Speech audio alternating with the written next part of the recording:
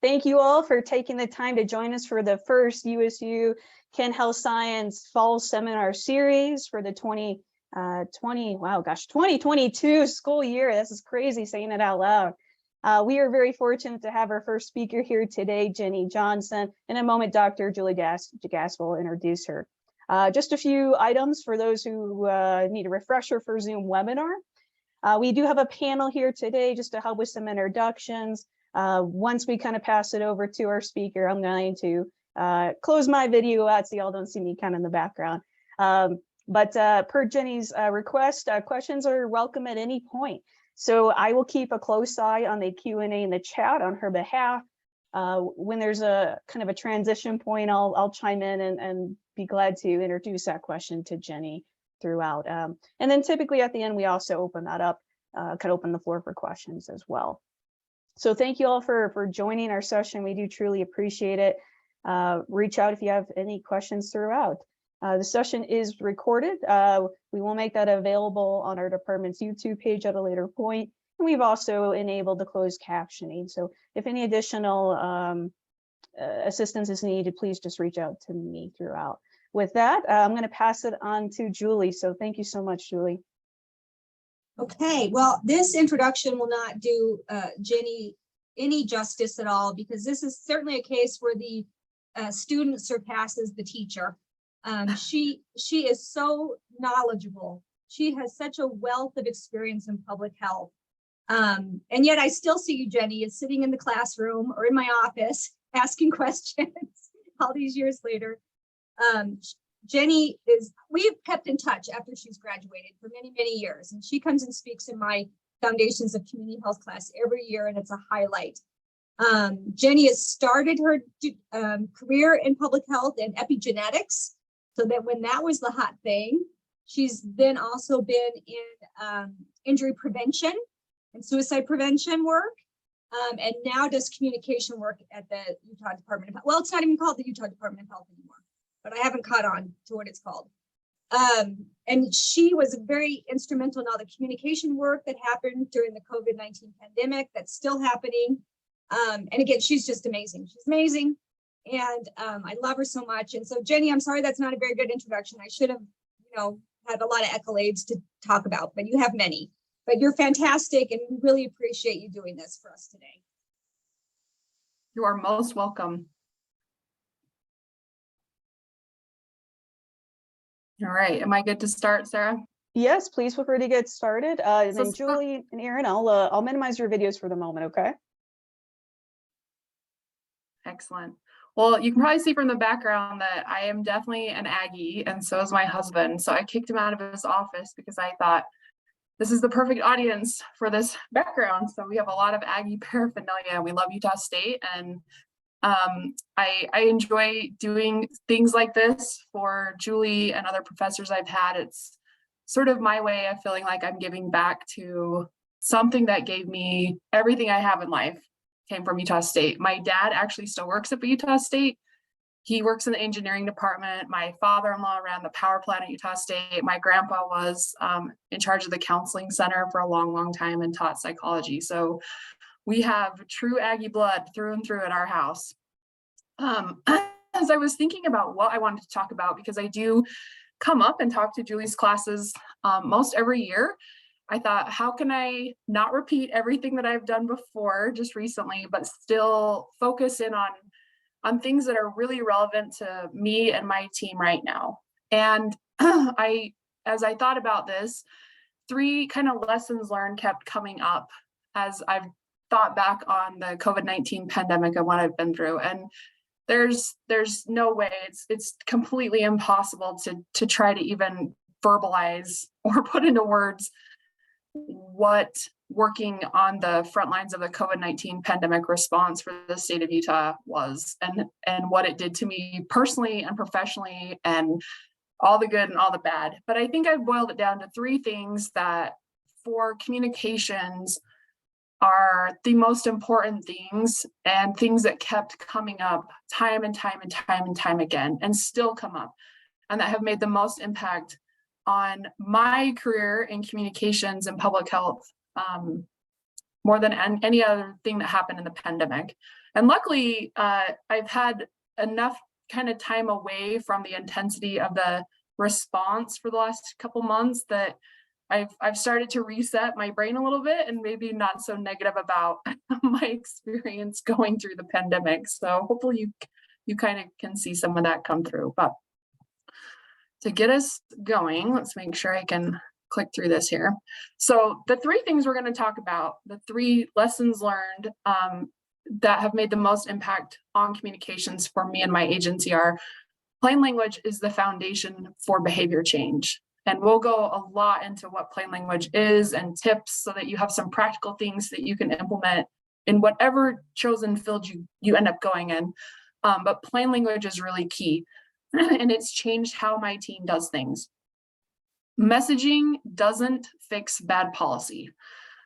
We'll talk a little bit about what makes bad policy and how that ties to my role in communications, but it doesn't matter what your policy is. If there are gaps and weaknesses in it and it's poor, I can't fix that as a communications expert. There's nothing I can say or do. People see right through it. So messaging cannot fix bad policy.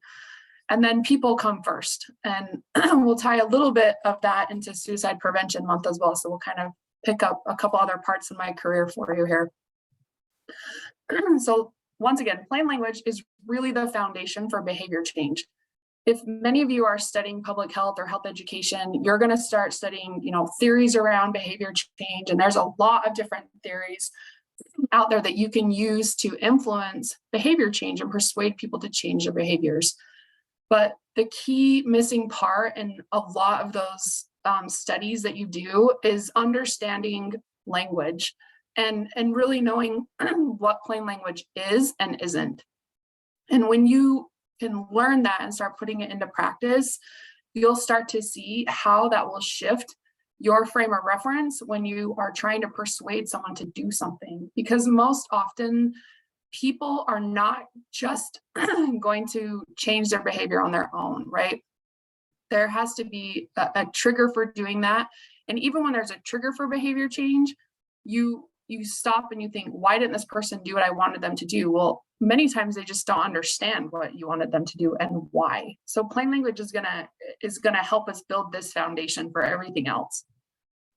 So we probably need to understand and be on the same definition of what plain language is for you to start to kind of grasp on this. And we could talk for hours about plain language and how to do things and how my team does plain language reviews. And you're just going to get a little snippet of that today, hopefully enough to make you pause and remember when you're working, wherever you end up in your career, that maybe someone isn't understanding what I'm trying to tell them.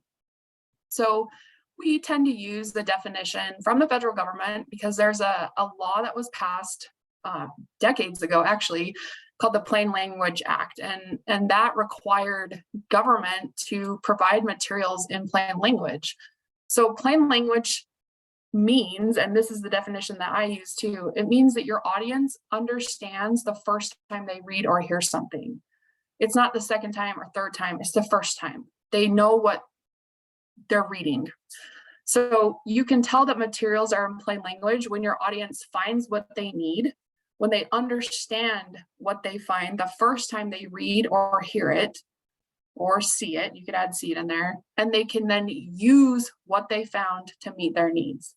So when you look at that definition, nowhere in there does it say they're going to do what I want them to do, right? Persuasion is going to come secondary to this. So I love this video. If you've seen me present on plain language before, you know that I show this video, and I'm hoping the sound works. So Sarah, if it's not working after our practice round, let me know and we'll skip over it and I'll kind of summarize this. But Schitt's Creek became sort of a relief for me at some moments during the pandemic. If you've seen the show, it's just funny. And there's one episode, I remember when I saw this episode, I was like, oh my gosh, this is why I do what I do. This is why we have plain language and why we have to have plain language. And it was done in such a way that I can usually take this video and show it to anyone and they get it. Like, they don't think that I'm just, off the rails on this thing about plain language. They actually start to think, wow, I may not actually be communicating in a way that someone understands what I want them to do. So we're going to watch this really short little episode. A quarter cup at a time. A thin stream. It's supposed to be thin stream, blend it really well, or you'll burn it. David, that's not right. Okay, well, that's because I'm ladling and stirring at the same time and you're just standing there. Now's not the time to lose focus, darling. This was your idea. You're the one who allegedly made the enchiladas. Yes, so try to keep up. Okay, next. Now's the time to sprinkle in the chili pepper flakes. We've already done that. What number are we on? Oh my God, is this not your mother's recipe? Yes, and now I'm passing it on to you. So try to keep up. Next step is to fold in the cheese. What does that mean? What does fold in the cheese mean? You fold it in. I understand that, but how do you fold it? Do you fold it in half like a piece of paper and drop it in the pot, or what do you do? David, I cannot show you everything. Okay, well, can you show me one thing? Here's what you do. You just fold it in. Okay, I don't know how to fold broken cheese like that. And I don't know how to be any clearer. You take that thing that's in your hand Uh-huh. and you... If you say fold in one more time. It says fold it in. This is your recipe. You fold in the cheese then. Don't you dare. You fold it in. David! Oh, good. Now I see bubbles. David! Oh, I love that video. And everyone needs a good laugh in a presentation. Hopefully you're all giggling off screen. I can't see you, but if you think about that scenario, how many times do you see public health, right? And go back to the pandemic, okay? And be kind in your assessment of the pandemic, because where we are today is so different than where we were in the very beginning of 2020 when this first new virus came about, and we knew nothing. We didn't know how long someone was contagious. We didn't know how long it took to get sick after you were exposed. We didn't know how people got exposed. We had no idea, like, if you could spread it and how you could spread it and how fast it would spread. We didn't know how long people needed to stay at home or quarantine, all the things, right? All the things we went through. We didn't know if you touched something, if you could get COVID. So put your hats back on in that part of your life at the very beginning of 2020 when we knew nothing. And if you apply that to the scenario about folding in the cheese, how many times did you hear a public health official or a government official or a doctor or anybody get up and say something and you were left thinking, what? Like, explain this again. And then they just repeated, fold in the cheese. I can't be any more clear. And then, she doesn't even know what tool David is using to make the enchiladas with, right? She says, take that thing in your hand and fold in the cheese. And he says, this is your recipe. And that was so shocking to me that I thought I'm like watching on a sitcom public health play out, right? From the top of our government down to the local level. This is how we have communicated to people in a crisis. And in a crisis, plain language becomes even more important because people can't think straight. When you're scared, when you're worried, when you are stressed out, all of those things impact your ability to comprehend information. So just telling someone over and over, fold in the cheese, you should know how to do this.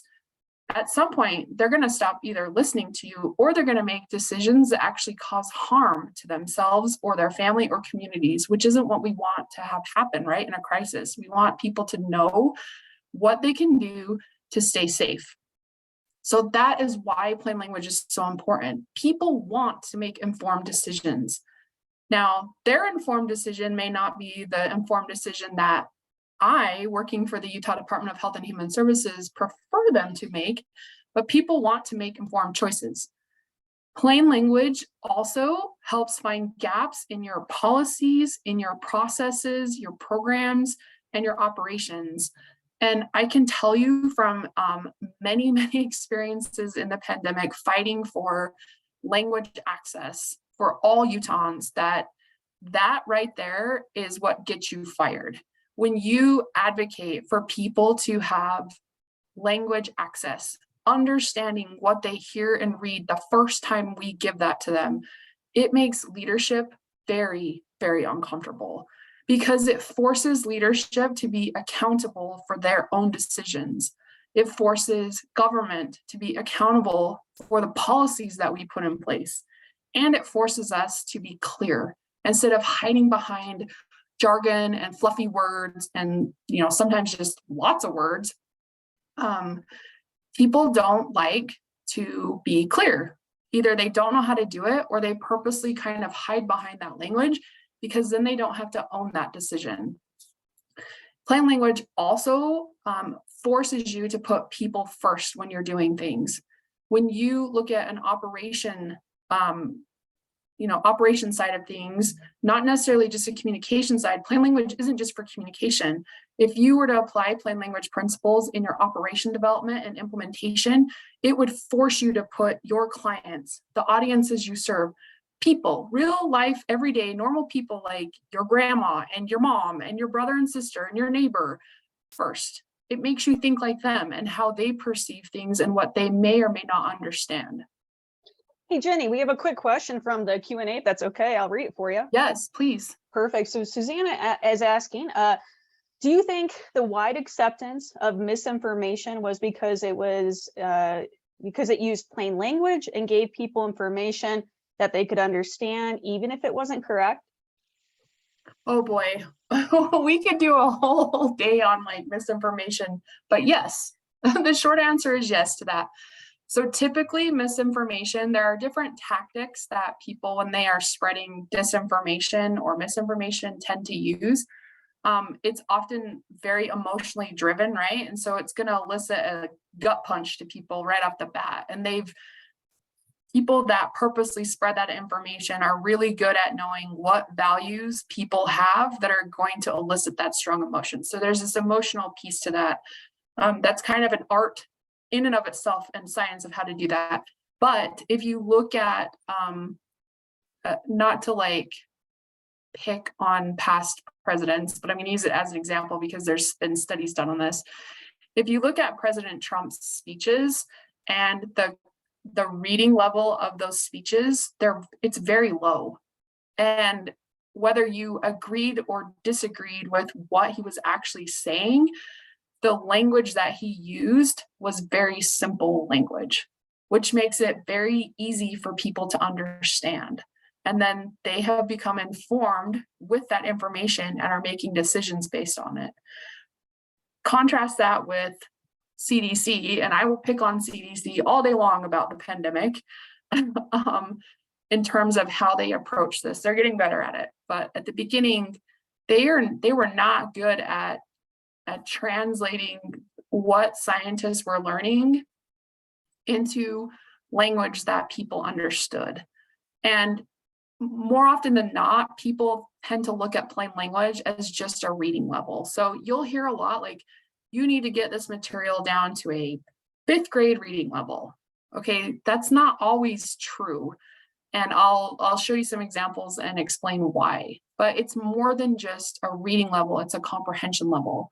So when you go back and look at misinformation and clear misinformation and myths that are perpetuated online, you can start to pick out, like, from a plain language point of view, how simple they actually really are to understand. And then you add in that emotional response to it and you can see why they spread so fast, right? And then you look at a comparison with CDC information and you have to read it 4 or 5 times and maybe have to look something up before you understand it. And people aren't going to do that. It's not that they're lazy. It's that most people don't actually have the cognitive ability to do that. We take for granted, everyone that is here today takes for granted that you are far above most people's comprehension levels because you have learned how to reread something until you understand it, or how to look up a definition here and then be able to take that information, come back to what you were doing and apply it to that. That's very complex for people to do cognitively. And you add any type of barrier to that, a language barrier, a cultural barrier, age barrier, visual barriers, anything you can think of, and you can see that it just complicates an already complex cognitive process even more. So that was a great question. And I am not an expert and certainly have a lot of work as a team to do with addressing misinformation. It's not easy. But we have found that starting with plain language as your foundation piece, it helps you avoid misinformation, right? And when you're doing plain language, you're going to pick apart the things that aren't clear and that you don't know. And if you can't fill in those gaps with your messaging right off the bat, like that's where misinformation fills in those holes. And that's what we saw in the pandemic is misinformation was filling in holes because things were not done with plain language at the bottom of this kind of triangle of behavior change. And I know when I show this triangle to my colleagues who work in health equity, they don't like this. It really challenges their frame of reference because typically when you're trained on like developing a campaign and this is not wrong, it's right, but you need this bottom layer pulled out to do it better. Most of the time when you are developing a campaign or message or a program, right, you're going to say you need to work with your audience and you develop it for that audience. And that is absolutely correct. But what often happens is we focus on that blue bar, the cultural adaptations first, and we skip the plain language piece. And what we found during the pandemic is when we worked with our more racial and ethnically diverse communities or more vulnerable populations, if we skipped the plain language piece and went straight to cultural or translation and interpretation, they completely missed the context of what we were wanting them to know. And so they still were not doing the behavior change that we hoped they made. They were not able to make an informed decision because they actually didn't understand the information and they were missing information because we skipped over plain language. When we started doing messaging and campaigns that I'll show you examples of later with plain language first, that was the very first thing of how we looked at something was we did a full plain language review, and I'll show you how to do that. And then we took it to cultural adaptations and then to translation and interpretation. We saw people were much more likely and much more quickly able to make informed decisions that led to behavior change that kept them safe or kept their business open or kept their kids in school, fill in the blank with whatever you wanted in the pandemic. And so I really challenge people that are studying health equity to not forget about the importance of language access or plain language. My team kind of uses those terms interchangeably.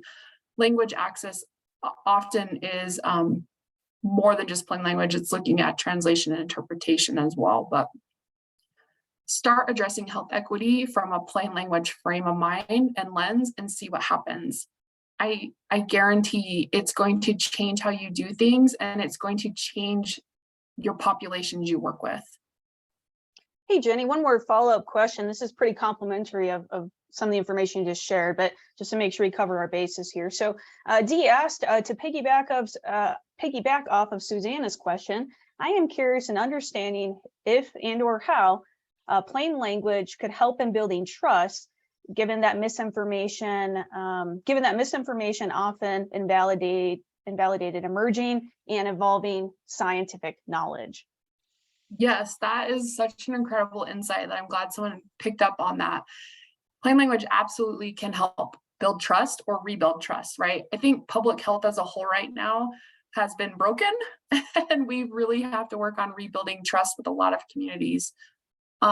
We saw when we started implementing this language access, plain language kind of process in our communications, that we were able to build trust much more quickly with communities that were often left way out, like in far left field and way behind everything. They were so much more forgiving of our mistakes too, because they actually for the first time felt seen and heard, and they understood what they should be doing, right? They understood the information. They weren't left in this void like they always are.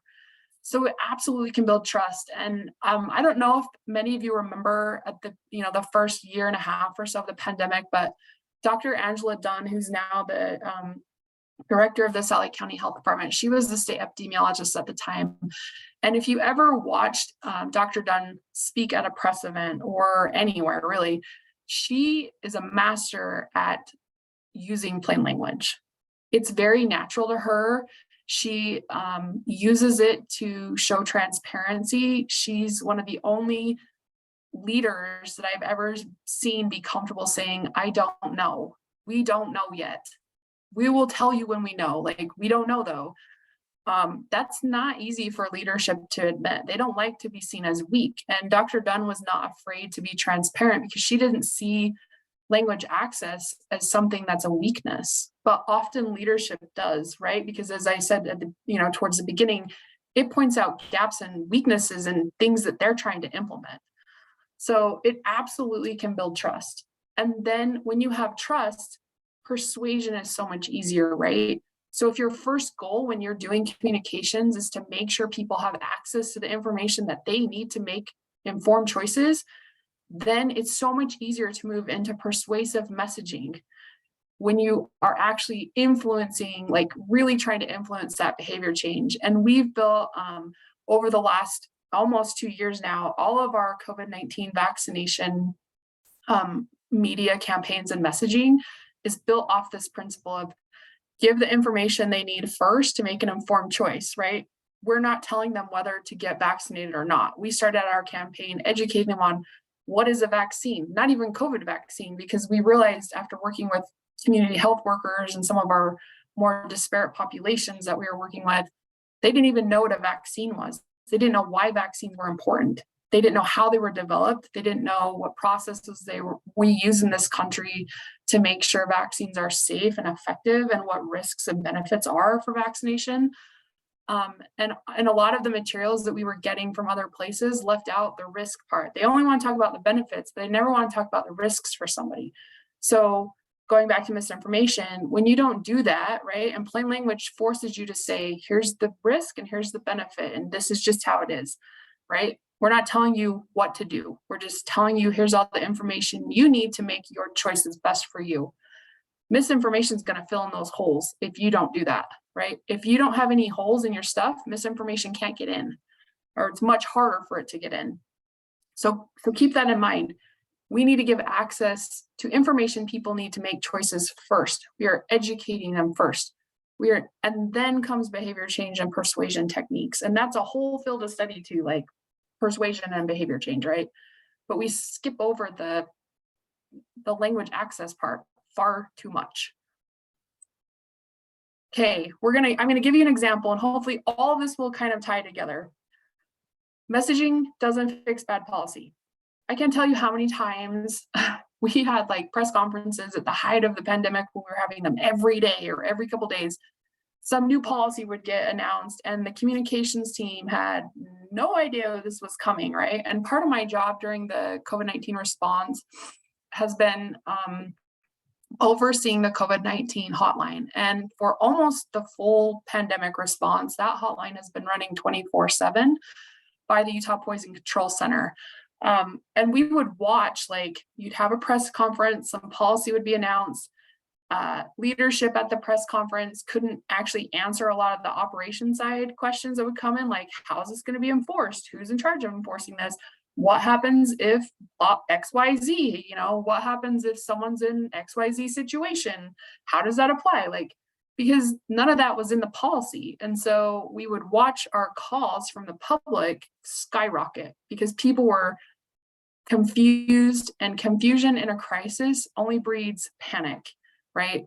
And then panic often breeds either choices that cause harm or no choices are made and they ignore you and you lose trust. And you do that too many times and people stop listening to you. So I'm gonna hopefully not get myself fired when I show you this example we're gonna go through. These are just some things that during the pandemic made bad policy. So I'm not here to necessarily say like whether I personally and professionally agreed with every policy that was made. And maybe some of them I disagree with were actually good policies, right? There's a lot of personal bias that goes into policy making too, sometimes, especially in a crisis. So when there's a perceived lack of time, when there's political pressure and will to do things a certain way, those definitely can make bad policy. When there are no subject matter experts or the wrong subject matter experts involved in writing the policy, right? They may not see things from someone else's point of view, and they might miss a gap that they've written in the policy. And that's where like a communications team, when they're invited to be involved in the policy development and the implementation and the messaging of that policy, they typically point those things out, right? Now, whether a communications professional has influence over making changes in a policy to fix those gaps is another story, but they can at least see the red flags coming. When policy is only written from a legal perspective, and this one's really difficult, right? Because there have to be you have to have a legal perspective on policy, especially like legislation or public health orders, of course. But if you're only writing it with that frame of reference, no one's going to understand what you're wanting them to do, and they're going to not follow your policy. Like that happened time and time and time and time again. When there's no enforcement to a policy, and by enforcement, I'm not always meaning fines. Like there's lots of ways to enforce policy, or no one's accountable for enforcement. That's a problem with policy too. And then the operations piece is so critical, because often what happens is communications gets blamed for bad policy or a bad operation, right? So if I have a policy that says, I'm trying to think of an example in the pandemic, like all university students have to stay home for the semester, right? You do online school. Hopefully all of you have recovered from that horrible experience. I'm sure you had. But let's say that's the policy, right? The university makes this policy, or the legislature makes that policy decision. But no one's actually ready on the ground to actually implement that. So you could have students calling and being like, well, what does this mean? I'm supposed to graduate, or this class is only offered this one time, and now if it goes online, it's not gonna be offered. Like, what do I do about housing? Can I get a refund? Like all the questions, right, that you may have when you hear a policy is being implemented. If the operations piece isn't ready for that, think of the level of frustration, confusion, misinformation, lack of trust, all those things we've kind of mentioned and you've asked about already, they just flourish in that type of environment. And you probably saw, and you probably felt this way off and on, or more than off and on all the time during the pandemic, this frustration, right? Not understanding why things were done the way they were, what the purpose is, how to report something. In the business community, right? When we had masking requirements, it was so difficult for people because they wanted to call and report businesses. Well, the operations side couldn't take that. What are these people supposed to do, right? If they see a violation, nothing happens, or there's no one to answer the phone when they call about a violation. So you can see how frustrating this gets. And that's for people that have access to information to be able to do those things, to call someone, to find a number that has time to make a complaint or to change something. People that don't have time, don't have language, the same language, suffer barriers because they maybe can't communicate as well in the language that the operations plan is operating in. All those things just compound that for them. So you can see this is really complicated. And here's where I'm going to get myself in trouble at work, but it's such a good example. So at one point in the pandemic, we had this kind of color-coded scale. And counties throughout Utah could be in one of 4 colors at any time, and industries could be in different colors. It was really complicated. Okay, so I'm just going to briefly show you what I just pulled. One version I found quickly, and you can see it. This is the cover page. So I don't know if any of you understand what this title means, but I didn't the first time I saw this. I still don't know if I understand this. Look at all these jargony words, right? Pay attention to just formatting. Okay, look at all this bold text. Everything's bold right here. So is it really important if everything's bold, or are you just yelling at me? Look at the actual words they're using to describe things. I know it's super tiny, and this is just a few snippets of this huge document. Here's the guidelines under each color that were given to the general public, who's the general public, right? I pulled higher ed because we're talking to students today and faculty. Here's all the things you were supposed to do in different levels in higher ed. And you're looking at this and you're like, well, what are the guidelines on page 6 and 12? I don't know if I want to go to page 6 and 12. I'm telling you, when you go to page 6 and 12, it's not clear what guidelines you're supposed to follow. How come there's more guidelines in like these levels and not in high? Like high is the worst, right? Red's the worst. So you can, and that's not even getting into the guidelines themselves. Restaurants, same thing. Like, so we had these guidelines that were supposed to be guiding the entire state, all industries, every industry you could think of had guidelines around it, what to do, when to close, what you could touch or not touch. Could people come in your store or not come in your store? Could you cut hair or not cut hair? All these things.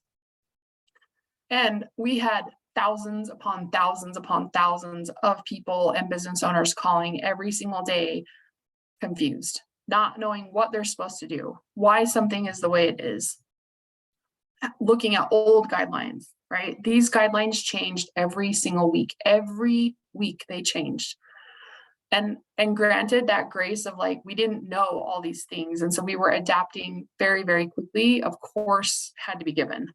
But my team got this document, and because we were in charge of the public education and information, we knew it was not working. Like they did not understand this. So we did a readability analysis. And these are the things that we look for when we do readability analysis. And I'm just going to quickly show you, this is the scale that we use. We look at a whole bunch of different ways of checking for readings, like a grade level and a comprehension level. So some of these you probably use, like SMOG, Flesch-Kincaid, there's a bunch in here, but we look at them more holistically. So I'm just gonna skip this because I want to show you a couple videos. So when our team initially got that document that I showed you, the phase guideline policy, when we tested it, it came out at a 23rd grade, very difficult to read reading level. I don't even like to read at that reading level. I don't think I can read at that reading level. I have a master's degree. That's ridiculous, like completely inaccessible and inexcusable that we aren't providing information, life-saving information to keep businesses open.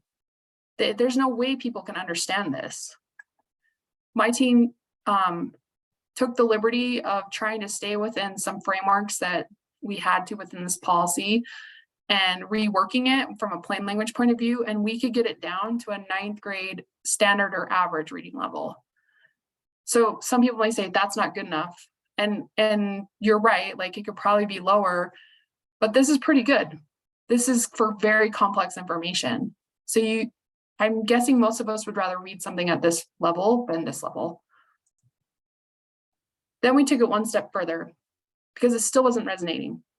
And we turned that phase guideline document into a business manual, which was very long.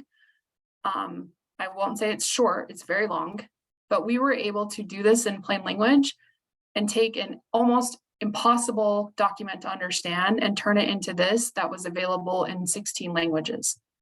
We couldn't translate the guidelines before because they were too complicated.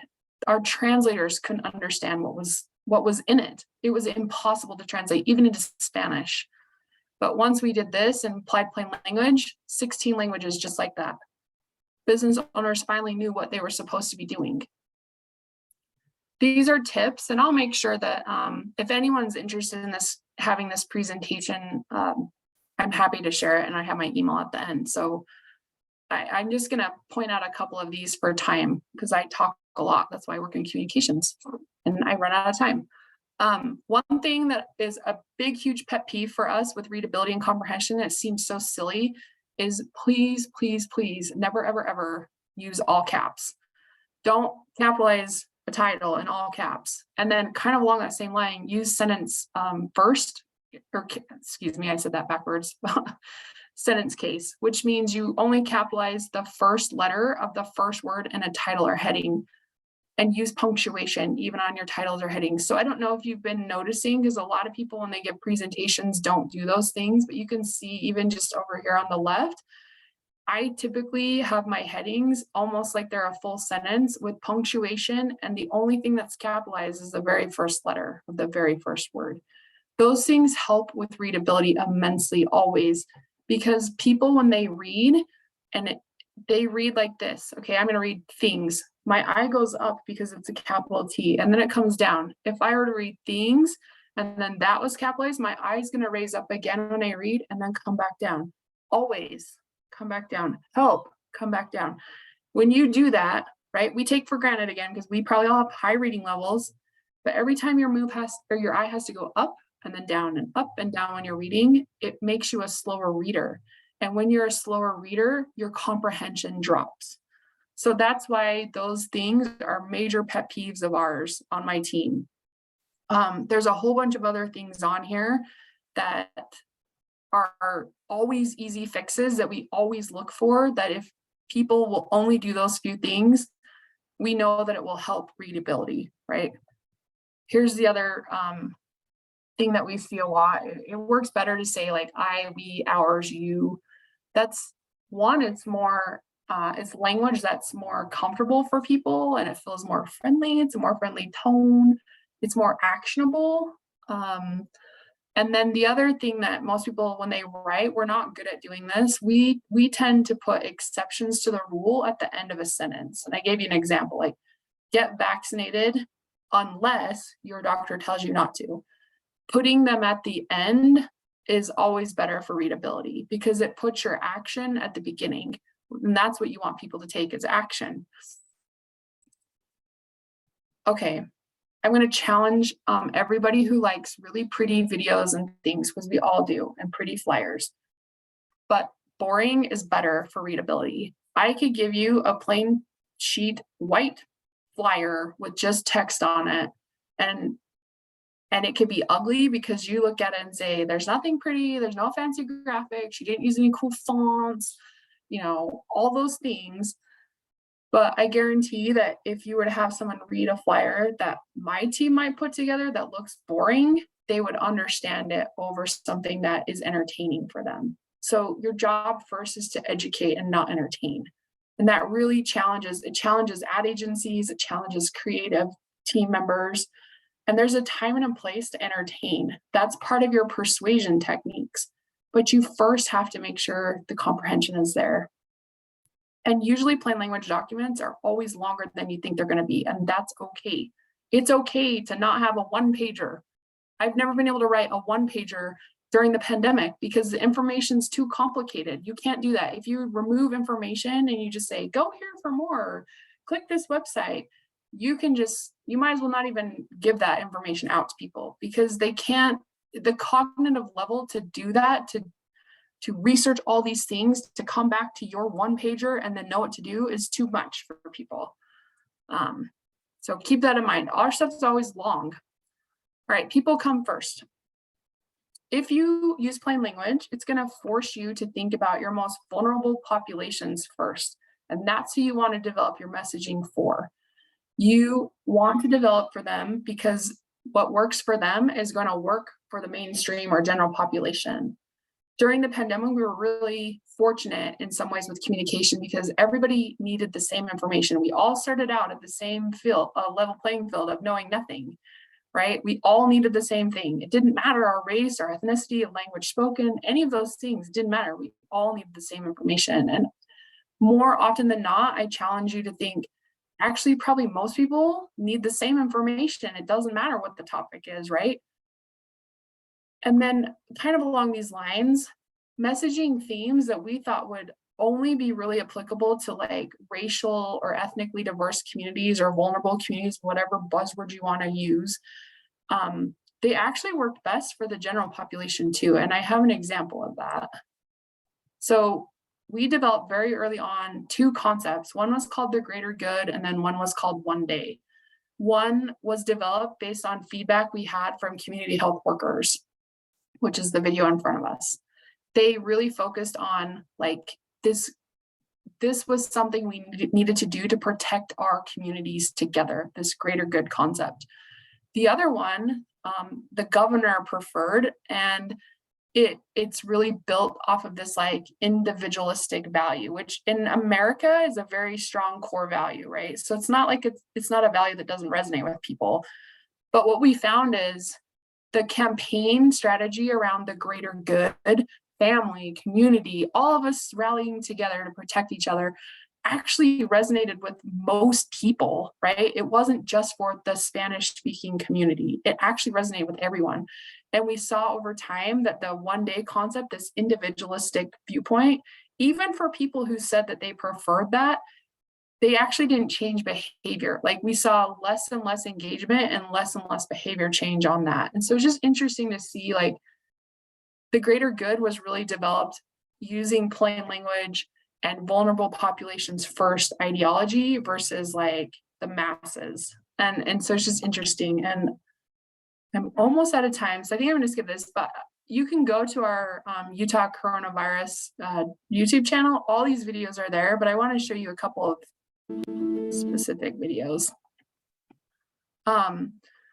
One other thing, if you're really interested in like language access, interpretation, health equity, kind of things like that, when you do things in plain language, it makes translation and interpretation possible. So these are the languages that we are able to translate materials into when we use plain language. If we don't use plain language, we can't do this, but there's like 30, there's more than 30, I can't remember, like 33 or something, 34 different languages that we were regularly translating materials into very quickly when we did things in plain language. So before COVID-19, this is how we developed campaigns. We did audience research with the general public. We developed a campaign in English for the masses, and then we translated it into Spanish, hoping it worked. It usually didn't work. After COVID-19 and during the pandemic, this is what we did. We did audience research with our most vulnerable communities first. We typically used our community health workers to help us with this. We developed campaigns, concepts with those communities in mind, and in particular, how a Spanish-speaking audience would resonate with our concept first. Then we essentially translated that concept into English and then translated and adapted it for other communities. So all this is easy to do on paper. It's very hard to do in practice, and it costs a lot of money. But we found that when we used this process of like translating to English for the masses secondary, that the concepts typically resonated for everybody. It was more inclusive. It was more engaging. It held shelf life longer, which is really important for media campaigns, right? That they can be used for a long time because they're very expensive to do. And they elicited the behavior change we were hoping to eventually see quicker and more efficiently and more effectively. But this was really hard for our ad agency, and they are fantastic, and I consider them a part of our team. This was a shift for them, and they said, this is not how ad agencies develop campaigns. Like, we do not develop campaigns like this. This is not how the industry typically works. So it's even changed how they do things. This is a really funny ad where this process, you can really see. Are you troubled by? Oh. Entonces, ¿no tengo COVID? No, las vacunas no le infectan con el COVID. No cambia su ADN y no contiene microchips. Y ahora sabemos que tampoco causan infertilidad. ¿Pero cómo? Porque su mujer ha sido vacunada y está embarazada. Y van a hacer sexto mes.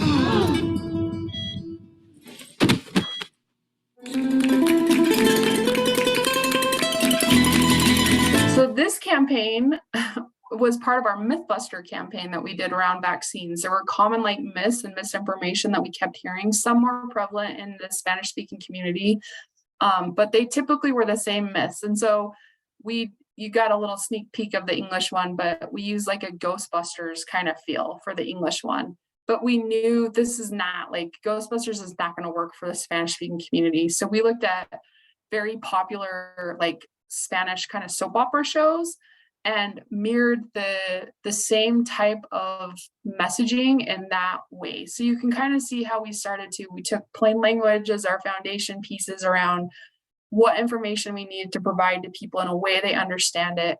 And then we started to bring in the cultural adaptations to that in our ads, right? And so you can see that triangle I showed you, we're not ignoring culture, we're doing it afterwards. And that way we know that that message is what we need, that we need people to know these things, X, Y, Z, right?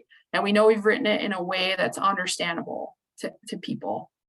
Now we need to adapt culturally how that looks and how it's delivered. So if you don't speak Spanish, the whole premises of this is there's concerns around the vaccine causing infertility, and the doctor comes in and says, no, the vaccines don't cause infertility. You're having sextuplets, and that's why the dad like and passes out at the end. So it's kind of playing off of that, a very popular soap opera show. These are other examples. There's a whole bunch of them at this URL right here that you can go look at. This is called our Boosted is Better campaign, and you can see like a lot of our ads, we do in English and Spanish, the same ad, but then you get like English only, Spanish only ads because we know that things are not going to work for those communities. So again, you can kind of start to see how we've taken cultural adaptations and brought it into our process. I want to show this video. It's the last video I have, but I have worked at the Utah Department of Health and Human Services for almost 20 years. In that time, I have never once, not once, ever been able to develop an ad with all of Utah's 8 tribes.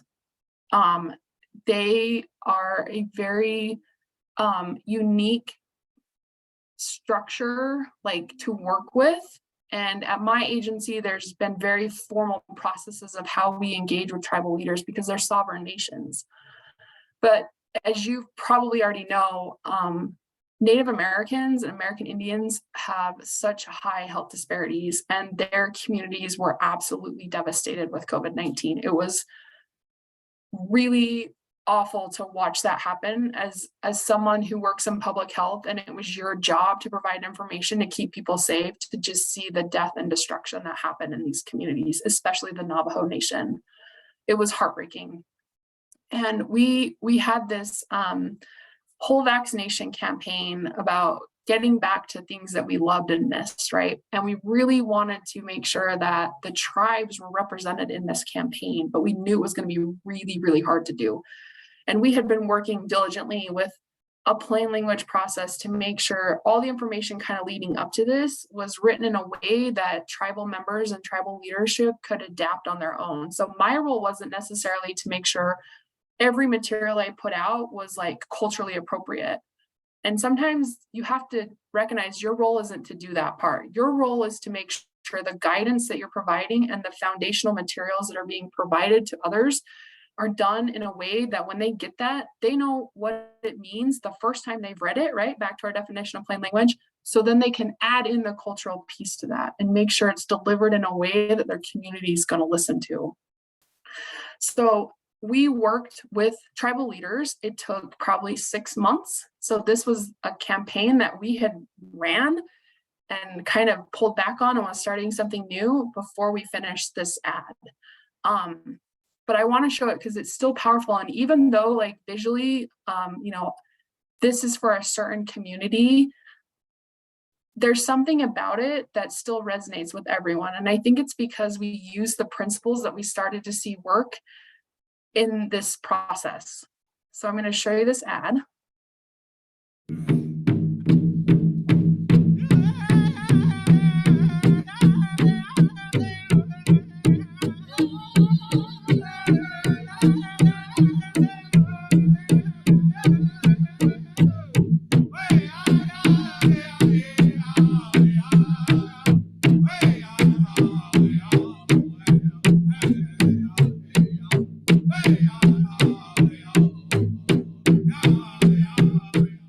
So I don't know if you noticed at the end all the logos. That was the first time that the tribes and the Navajo Nation and Indian Health Services had agreed to have an ad with the state of Utah and be co-branded with the state of Utah. That has never happened before.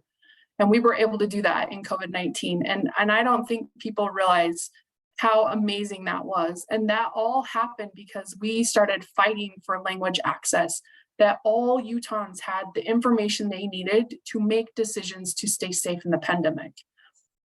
Okay. The last thing I just want to talk about in the last couple minutes that we have is, in a crisis, remember these things. Your team, my communications team, we called ourselves Team Rona. Our team matters. Your team matters. Your people on your team matter. The people you serve, the citizens of Utah, your patients, your students, whoever it is, they matter, and you matter. I wanted to kind of tie in suicide prevention because it's Suicide Prevention Month, and unfortunately, in the last couple weeks, we've lost neighbors to suicide, and so it's on top of my mind with some other projects I'm doing. But during COVID-19, everybody suffered, right? The public health people, I can tell you, it was horrible and horrific in a lot of ways. And at the end of the day, strong leaders, the people that you would follow and keep following in the crisis, made sure that the team knew that they mattered and that it was all about people. It's about people first. That's why I love Plain Language. It's about people. It's about real people and their real lives and the complexities of their lives and how you can help them. And then kind of a joke about just message better. I can't tell you how many times, multiple times a day, every single day for the last 2.5 years, I have been told, if you would just message better, Jenny, this would be solved, which isn't true. And that's why I decided to call this, my presentation, Just Message Better. And hopefully you can kind of see it's not just about messaging all the time, right? Messaging is very powerful, but it can't fix everything. And if you have time, and if you have not seen this already, I really want to encourage you to join us on Live on Utah on Instagram. You can scan this QR code, but we have launched the world's first suicide prevention course taught entirely over Instagram. It's completely free. There's 10 lessons. It takes you like 5 minutes, if that, to go through each lesson. And you learn the skills to potentially save a life and help someone. So tying that back, you matter right now. No matter what you're going through and the stresses you may have, the stresses that may have been caused from the pandemic or whatever else is going on in your life, you matter. And it's all about people and helping people make decisions that are the best for them and their families. So with that, I'm going to end. I know I just have a few more minutes. I can take some questions, but here's my email and contact information. I'm happy to share my presentation or answer any questions that you might have later. So I'm going to stop sharing because I want to be able to look at the chat. Thank you, Jenny. This was outstanding. Yes, and as you kind of transition with your screen here, we do have a question from Chasten. Just a little bit ago, he was asking, so you showed the grade level or the reading level for the manual before and after trying to implement Plain Language. So his question is, in what ways does your team evaluate to see if they're meeting Plain Language standards versus, could it be simplified further? And do you have any recommended tools or softwares or surveys to help implement it? Yeah, I'm happy to share that little template we have with you. So all of the readability scales that we use in that overall assessment are available for free. I rely on my coworker Joelle Fierro to plug in our text in those because she's better at knowing how to use those skills online, but you can go look at them online.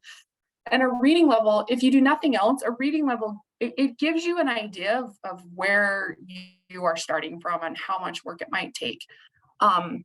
The evaluation pieces, I must admit, during the pandemic, things moved so quickly that we were not able to formalize a lot of those things like a surveillance team does, right? We're creating things so fast that the metrics we watch are the typical media campaign kind of metrics. Give us an idea, are people understanding this? How much misinformation are they getting from our own things?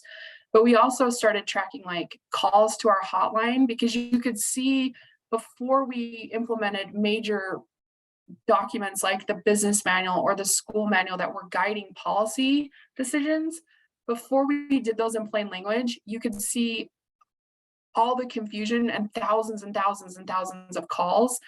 We implement these things and then you start to see them very quickly drop off. So we were tracking real-time calls to hotline, the helpline, and they really became our eyes and ears on the ground for misinformation.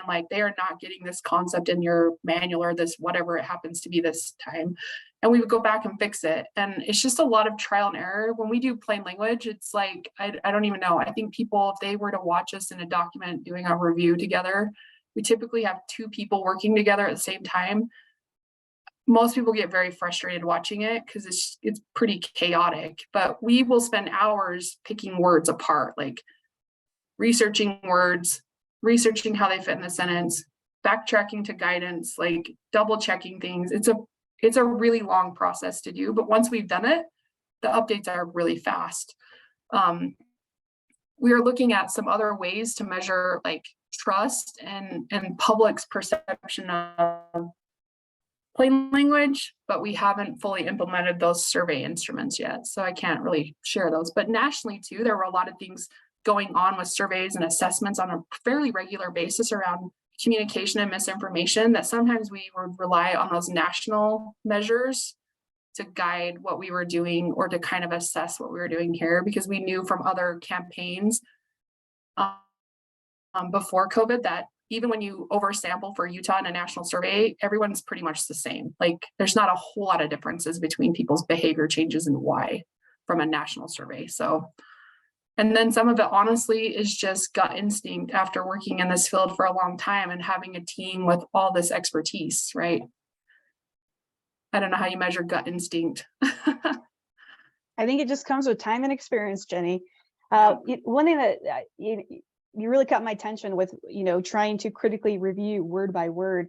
And that's something that a lot of us do here in KHS as well, as we prepare our manuscript documents. And, is this the best word to convey a certain meaning, and really dissecting what we prepare. And I don't know if this would be helpful for Chasten or anyone else along those themes. And maybe you've used this as well.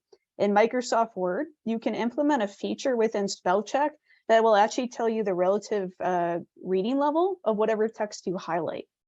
So I know I benefited from that function of the software to help me tailor messaging and documents in the past. So maybe that could be helpful to some folks out there.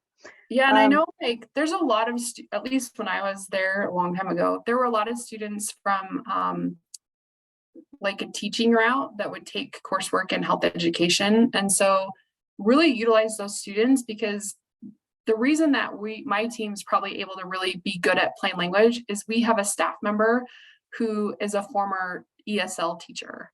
And so she actually like really knows how to teach people to read. And if you study how to teach people to read, that's where plain language, you're going to start making connections that like just checking a reading level isn't going to show you, because she's looking at sequence of information. Going back to the Schitt's Creek example, right?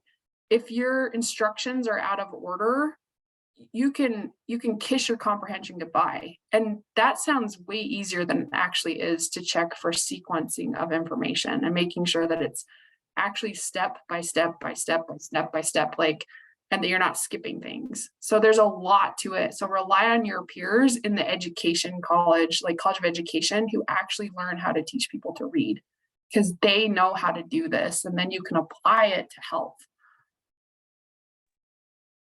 Definitely great insight. I think that background from ESL would be incredibly helpful to help with that messaging. Well, and Jenny, if it's all right, we're at 1:03, so I just kind of want to transition to final remarks, if that's okay. Yep, that's fine. Wonderful. So first and foremost, Jenny Johnson, thank you so much for taking the time to be with us today, and just tying it back to our last comment here as well. So this webinar is presented by the KHS department at Utah State University. So Jenny, we thank you so much for joining us. Really appreciate it.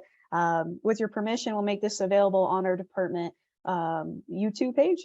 So if anyone has any questions about how to access it or any follow-up information, you can reach me at Sarah, as in SARA .Harper, HARPER @usu.edu. So for the comment in the chat as well, stay tuned, because we will have some amazing speakers coming up as well. So we have a few monthly options coming up. So Jenny, thank you again for taking the time. I love the USU Aggie shout out in the background, and we thank you all for joining us today. So till next time, take care. Thank you.